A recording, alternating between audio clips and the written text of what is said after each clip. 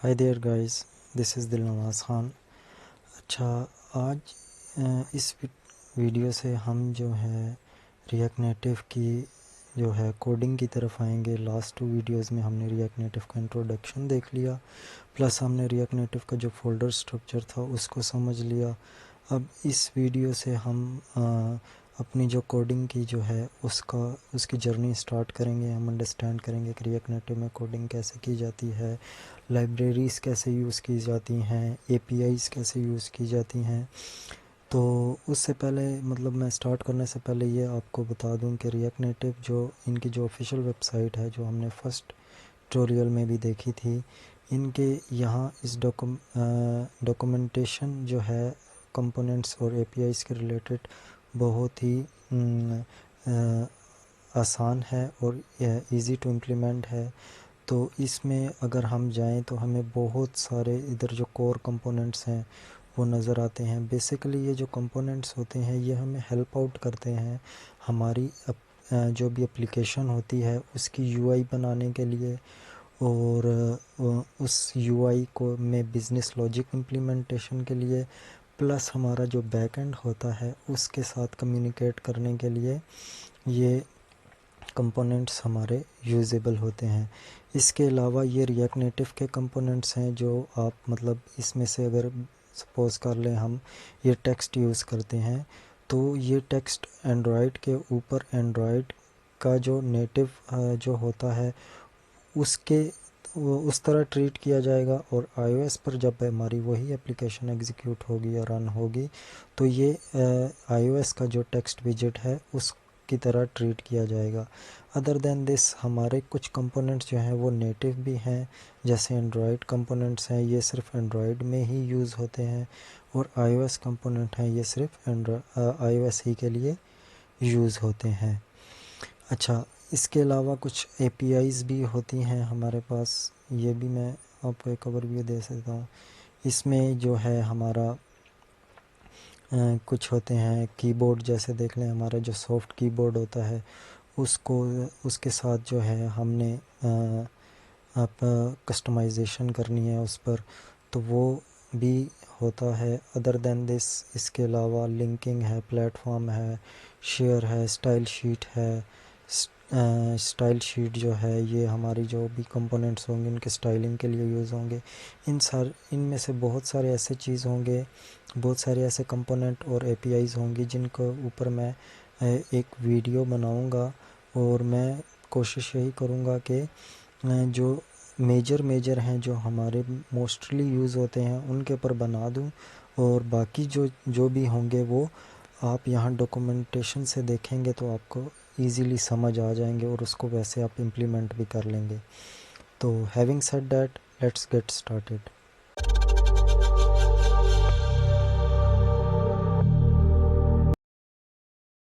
अच्छा, तो अब जो है हमारे पास ये फ़ाइल जो मैंने आपको बताई थी कि इस फाइल से हमारी जो है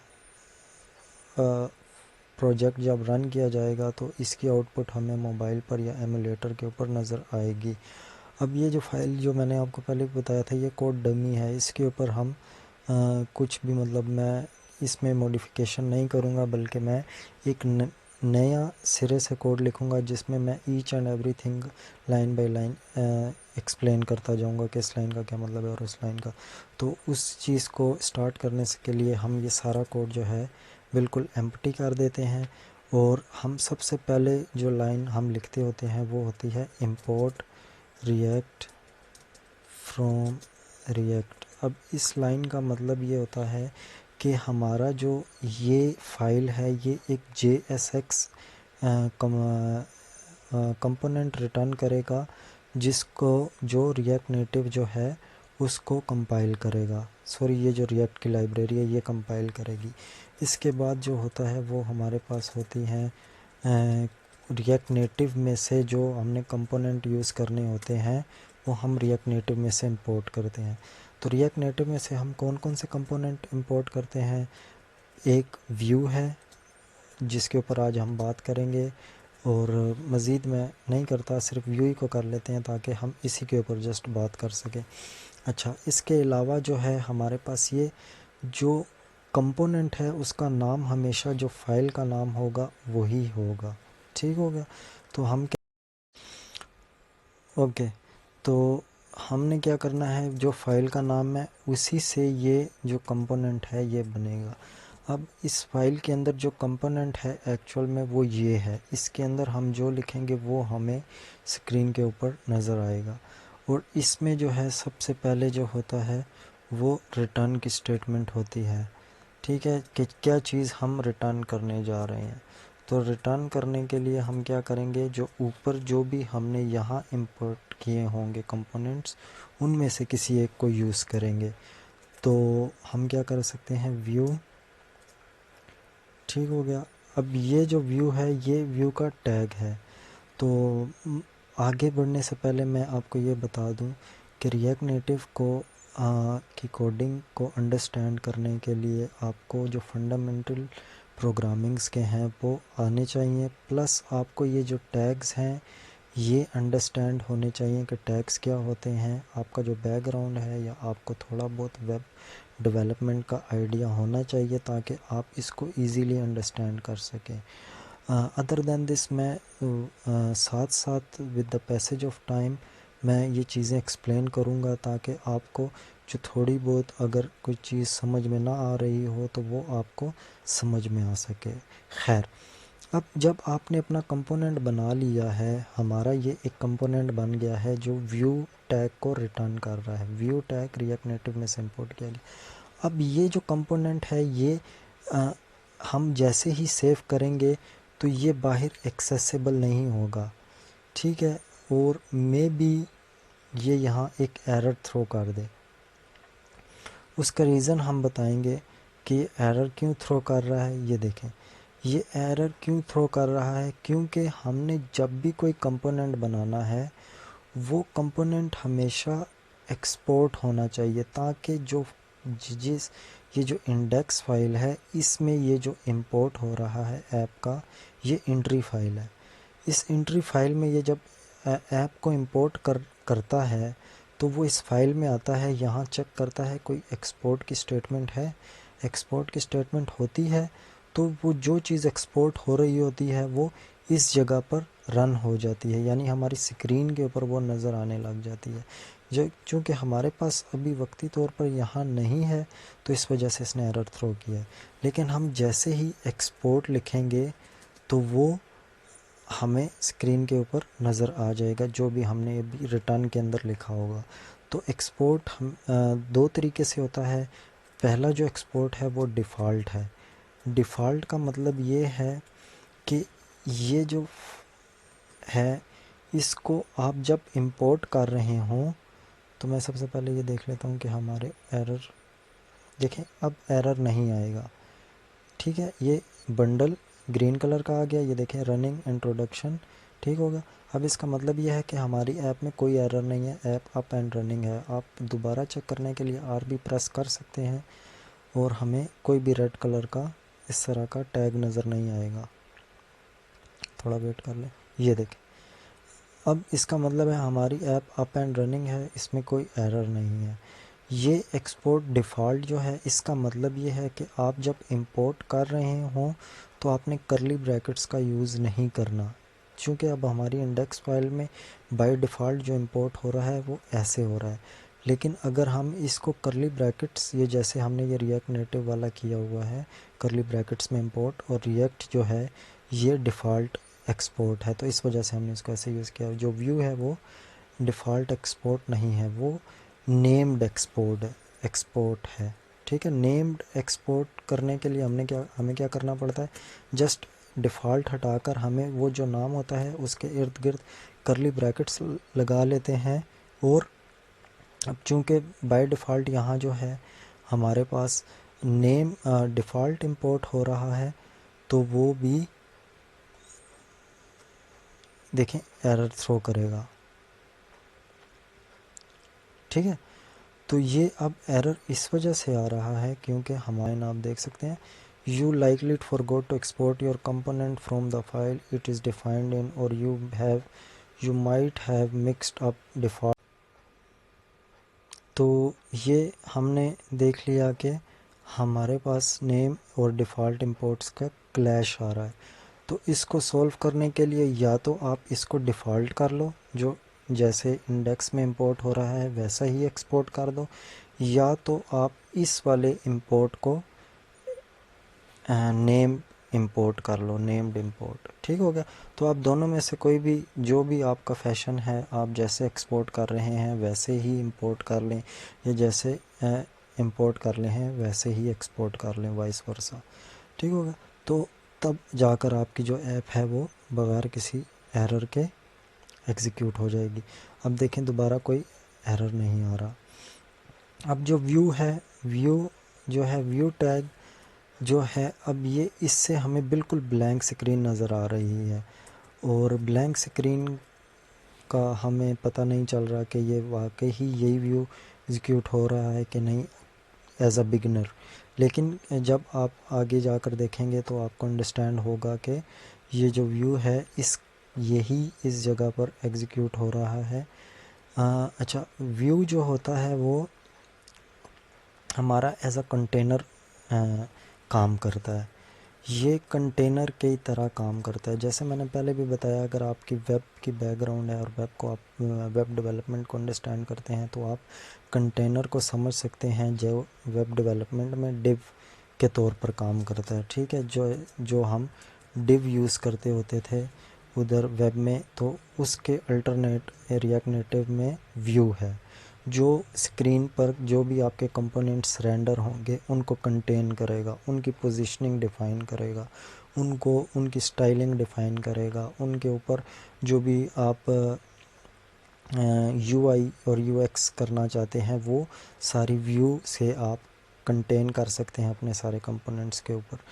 तो ये हमारा व्यू है। इसको आप ये भी कह सकते हैं, एक व्यू के अंदर मल्टीपल व्यू भी आप यूज़ कर सकते हैं, मतलब एक कंटेनर के अंदर आप मल्टीपल कंटेनर भी यूज़ कर सकते हैं। और अदर देन दिस आप इसको कॉपी कर कर जितने मर्ज़ी आप व्यू यूज़ करने चाहें वो आप कर सकते हैं, आपका बग़ैर एरर के ये जो है चलेगा। इसमें आप पे कोई रिस्ट्रिक्शन नहीं है कि आप एक व्यू के अंदर आप एक व्यू यूज़ कर सकते हैं एक कंपोनेंट में, या एक दो व्यू यूज़ कर सकते हैं, मल्टीपल आप यूज़ कर सकते हैं, जितने आप यूज़ करना चाहें। अच्छा, लास्ट में मैं ये बता दूं कि ये देखें, एक टैग ये है जो इसका ये स्टार्टिंग पॉइंट है।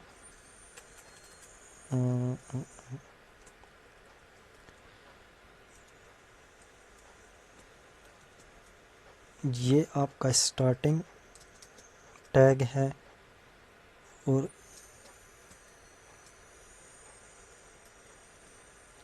ये आपका एंडिंग टैग है। ठीक है, मैं आपको ये बता दूं कि ये इस टैग में और ये जो अंदर टैग यूज़ हो रहे हैं इन दोनों में फ़र्क क्या है। ठीक है, तो ये अब कमेंट का थोड़ा सा एरर आ रहा है। एनी हाउ, ये मैंने आपको बताना था कि ये वाला एंडिंग टैग है और ये स्टार्टिंग टैग है।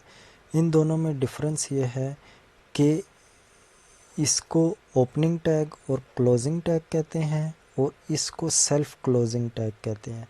जो टैग स्टार्ट होते ही ख़त्म हो जाता है, यानी उसका कोई पेयर नहीं होता एंडिंग टैग में, तो इसको सेल्फ क्लोजिंग टैग कहते हैं, और इसको ओपनिंग टैग और एंडिंग टैग कहते हैं। तो ये थी व्यू में। और अब इस व्यू के ऊपर मज़ीद अगर आप कोई स्टाइलिंग अप्लाई करना चाहें और उसको इसकी आप हाइट और विड्थ डिफ़ाइन करना चाहें, वो सब कुछ आप कर सकते हैं just using style tag, style property. ठीक हो गया। आप इस स्टाइल प्रॉपर्टी को यूज़ कर सकते हैं, और इस स्टाइल प्रॉपर्टी हमेशा एज अ ऑब्जेक्ट आपने इसके अंदर रखनी है।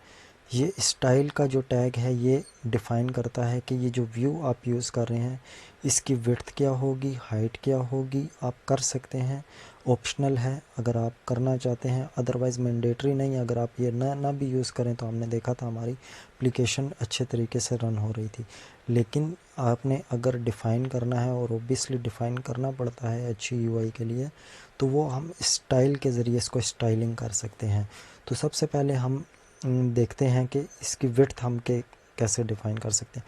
तो विड्थ देने के लिए हमेशा तो हम इस तरह विड्थ दे सकते हैं और हाइट भी डिफ़ाइन कर सकते हैं 100। और अगर हमने चेक करना है कि इसको 100 हाइट और विड्थ मिली है नहीं मिली, क्योंकि अभी तो बिल्कुल ब्लैंक है तो हमें नज़र नहीं आ रहा, तो हम इसको बैकग्राउंड कलर दे सकते हैं ताकि हमें नज़र आए कि ये कितनी हाइट और विड्थ ले रहा है और ये किस जगह आया मतलब हुआ है। तो इसको करने के लिए कंट्रोल एस करेंगे तो ये देखें हमारा बिल्कुल कॉर्नर पर ये व्यू है जिसके अंदर 1 2 3 4 व्यूज़ मज़ीद हैं। तो वक्ती तौर पर हम जो हैं ये एक व्यू रहने देते हैं और बाकी जो हैं वो रिमूव कर लेते हैं। तो इसको अब अगर हमें ये करना हो कि इसको पूरी स्क्रीन पर हमें ये इस व्यू को हाइट और विड्थ करनी हो, अभी हमने हार्ड कोडेड कर दी है, हम अगर इसको 200 कर देंगे और इसको अगर 500 कर देंगे तो देखें ये बड़ा हो गया। लेकिन अब हमें अगर इसको पूरी स्क्रीन पर करना है तो हम अब हिट एंड ट्राई नहीं कर सकते कि हम एक एक नंबर लगाएं और उससे पता चले कि भाई ये पूरी स्क्रीन पर पूरी स्क्रीन को ऑक्यूपाई कर रहा है कि नहीं। तो उसका शॉर्ट और आसान तरीका ये होता है कि आप विड्थ और हाइट को हटा दें। एक तरीका ये है, आप विड्थ और हाइट को हटा दें और फ्लेक्स 1 यूज़ कर लें। अब ये फ्लेक्स क्या है, कैसे यूज़ किया जाता है, इसको मैं आगे जाकर बताऊंगा, लेकिन वक्ती तौर पर हम ये अंडरस्टैंड कर लेते हैं कि अगर हमने पूरी स्क्रीन पर इस व्यू को अप्लाई करना है तो हम जस्ट फ्लेक्स 1 देंगे तो देखें पूरी की पूरी स्क्रीन पर उसने यूज़ कर लिया है। तो मैं कलर थोड़ा सा चेंज कर लेता हूँ क्योंकि बहुत शॉक है। अच्छा, तो ये अब देखें पूरी की पूरी स्क्रीन पर आ गया। एक तरीका तो ये है पूरी की पूरी स्क्रीन की जो अवेलेबल स्पेस है उसको ऑक्यूपाई करने के लिए। इसके अलावा एक और तरीका भी होता है, आप विड्थ और हाइट के ज़रिए भी कर सकते हैं, लेकिन पहले हमने ऐसे इंटीजर में दी थी विड्थ। लेकिन अगर वो जो दूसरा तरीका इसको इम्प्लीमेंट करना है तो आप 100% लिख देंगे लेकिन स्ट्रिंग में लिख लेंगे, ठीक हो गया। और इसी के साथ आप हाइट भी 100%, बल्कि मैं हाइट पहले 100 देता हूँ ताकि ये थोड़ी सी चेंज हो। ये देखें विड्थ अब इसने 100% ले लिया और हाइट जो है वो 100 लिया, लेकिन इसी को जब आप स्ट्रिंग में करेंगे और इसके साथ परसेंटेज का सिंबल ऐड कर लेंगे तो देखें इसने पूरी की पूरी वो फ्लेक्स 1 वाला काम हमारे लिए कर दिया। तो इसने क्या कर दिया, अगेन जो भी पूरी स्क्रीन की स्पेस थी उसको ऑक्यूपाई कर लिया। तो बेस्ट तरीका यही होता है, जो मोस्ट फ्रीक्वेंटली यूज़ होता है वो फ्लेक्स होता है, क्योंकि फ्लेक्स ये होता है कि वो है बिल्ट इन है और ये प्रॉपरली स्पेस को कवर करता है। सम टाइम जो परसेंटेज होती है उससे इशू भी आ जाते हैं। एनी हाउ, अब हम जो अंदर जो व्यू है उसको अगर कोई स्टाइल देना चाहें तो उसके लिए भी हम कर सकते हैं। अगेन विड्थ इसको मैं कस्टम रखूँगा ताकि हम थोड़ी कम रखूँगा ताकि हम जो है वो उसको चेक कर सकें। सॉरी, बैकग्राउंड कलर, ताकि हम जो है जो मज़ीद इसके ऊपर है उसको चेक कर सकें। ये वैसे बहुत ज़रूरी हो गई है तो हम सॉरी 150 तो इसको हम अब अंडरस्टैंड करते हैं कि ये क्या है। अब ये दो चीज़ें हमने देख ली कि हाइट विड्थ कैसे सेट करते हैं, फ्लेक्स से हम क्या काम ले सकते हैं, और जो है सेल्फ क्लोजिंग टैग किसको कहते हैं। अच्छा, इसके साथ आप ये देखें, ये जो है ना, मैंने आप कहा था कि आपका जो जितने भी कंटेनर जो है ये आपकी स्क्रीन पर आपके मज़ीद जितने भी कंपोनेंट्स आएंगे उनकी पोजीशन को जो है डिफ़ाइन कर सकता है ये जो कंटेनर है व्यू का। तो आपने अगर इस कंटेनर के अंदर यूज़ होने वाले, यानी ये इसको हम पेरेंट मान लेते हैं, पेरेंट कंटेनर जो यहाँ से शुरू हो रहा है और यहाँ ख़त्म हो रहा है, और इस पेरेंट कंटेनर के अंदर एक चाइल्ड कंटेनर यूज़ हो रहा है। अब आप अगर इस पेरेंट कंटेनर पर पोजीशनिंग अप्लाई करेंगे कि इसके चाइल्ड की ये पोजीशन हो, तो वो इस जो ये जो टोमेटो कलर का कंटेनर है इसके ऊपर अप्लाई हो जाएगी। अच्छा, तो हमने जस्टिफाई कंटेंट देख लिया कि ये हमारा वर्टिकली, अगर हम इसको सेंटर कर देते हैं तो वर्टिकली जो भी चाइल्ड होंगे उसको सेंटर में कर देगा। अब अगर हमने हॉरिजॉन्टली भी इसको सेंटर में करना है, स्क्रीन के बिल्कुल मिड में करना है, तो हम इसको अलाइन आइटम कह सकते हैं, जो इसको हॉरिजॉन्टली भी सेंटर में कर देगा। अब देखें बिल्कुल ये सेंटर, स्क्रीन के सेंटर में आ गया है।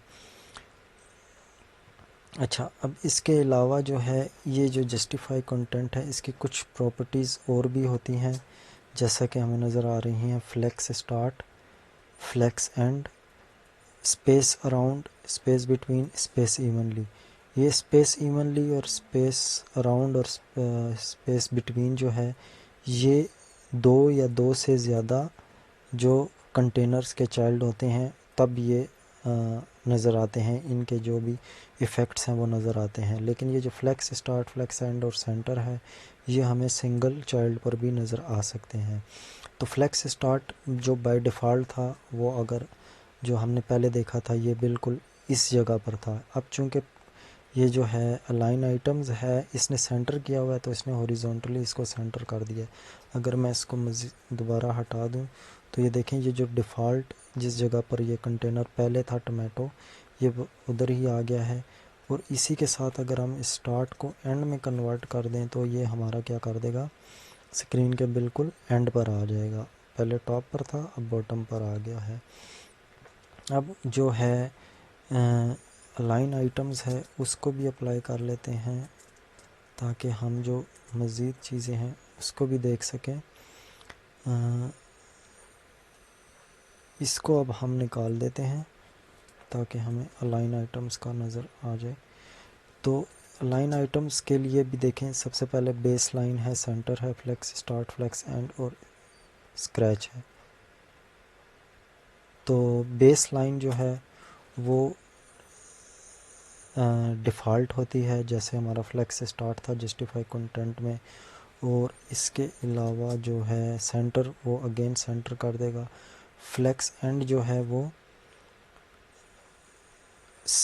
एंड पर ले जाएगा। और जो फ्लेक्स स्टार्ट है वो भी बेस लाइन ही की तरह काम करेगा। इस सिनेरियो में दोबारा अपनी जो इनिशियल पोजीशन थी उस पर ले आया है।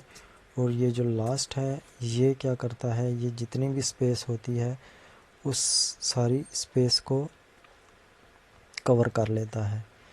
तो अच्छा, तो अब हम ये देख लेते हैं कि जो जस्टिफाई कंटेंट था उसमें ये जो स्पेस अराउंड, स्पेस बिटवीन और स्पेस इवनली, इनका क्या अमल दखल है।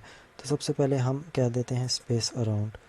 तो देखें, इनके इर्द गिर्द जो है स्पेस स्टार्ट में और एंड में इवनली होगी और दरमियान में थोड़ी ज़्यादा होगी। यानी इसको इधर जितनी स्पेस मिली है वही इसको इधर मिली है, और इसको इधर जितनी स्पेस मिली है इसको भी वही मिली है। तो इस वजह से दरमियान में थोड़ी स्पेस ज़्यादा हो गई है और ऊपर नीचे कम हो गई है। अच्छा, इसके बाद हमारे पास जो आ जाता है वो है स्पेस बिटवीन। वो क्या कर देगा, दोनों जो एजेस होंगे उनके ऊपर ले जाएगा व्यूज़ को, यानी दोनों चाइल्ड्स को। ओके, तो इवनली को देखने के लिए हम ये कर सकते हैं कि हम एक और व्यू लगा सकते हैं, जिसमें हम ये कह सकते हैं कि इसको पर्पल कलर दे देते हैं और देखते हैं ये कैसे एक्ट करता है। प्रॉपरली इसने ऊपर जितनी स्पेस दी है नीचे भी उतनी ही दी है। उसके बाद इसके और इसके दरमियान भी सेम स्पेस है, और इसके और जो बाउंड्री है इसके दरमियान भी सेम स्पेस है। और अगर हम इसके साथ ही अलाइन आइटम भी कर दें तो वो इनको सेंटर में ले आएगा स्क्रीन के बिल्कुल। अभी ये एच के साथ चिपक रहे हैं और ये आगे। तो गाइज़, ये था हमारा रिएक्ट नेटिव में व्यू जिसको हम यूज़ करते हैं और अपने जो भी यूआई कंपोनेंट्स होते हैं उनको कैसे हम स्क्रीन के ऊपर प्लेस करते हैं, उनके ऊपर हम स्टाइलिंग कैसे अप्लाई कर सकते हैं। थोड़ी सी स्टाइलिंग हमने देखी है, हाइट और विड्थ कैसे डिफाइन कर सकते हैं, उसके ऊपर उनको जो अलाइन कैसे कर सकते हैं इन दो सिंपल प्रॉपर्टीज़ को यूज़ करते हुए। तो आई होप आप लोगों ने इससे को एंजॉय किया होगा और कुछ सीखा होगा। और अदर देन दिस में हमने ये एक बहुत ही इम्पोर्टेंट चीज़ डिस्कस की है कि नेम एक इंपोर्ट और एक्सपोर्ट और डिफ़ॉल्ट इंपोर्ट और एक्सपोर्ट में फ़र्क क्या है और कैसे कर सकते हैं।